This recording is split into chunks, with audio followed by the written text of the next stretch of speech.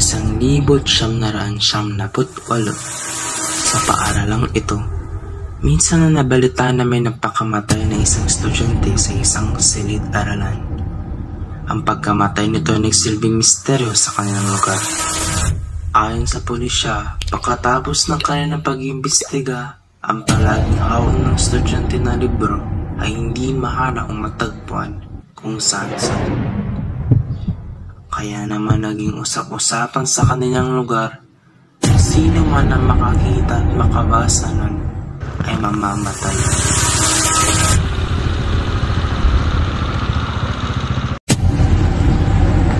Sa kasalukuyang taong 2023, may mga magbabarkada ang ubod ng sutil at pilosopo.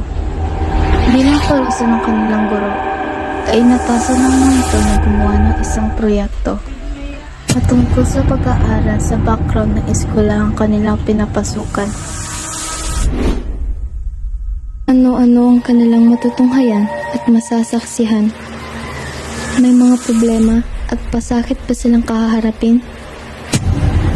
Malalagpasan ba nila ito? Sa papaano kayang paraan?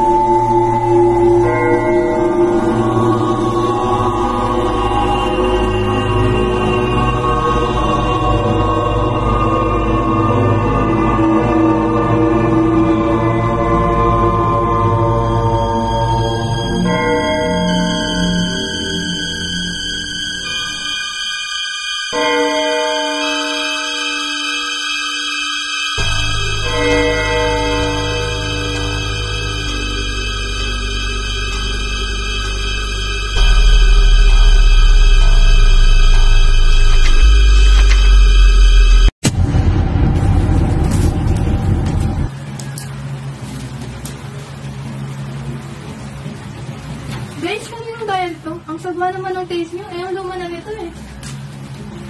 Ito ba? Ito yung nakita ko sa library kahapon.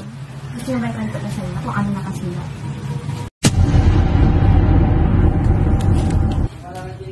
Grabe namang dayang iyan.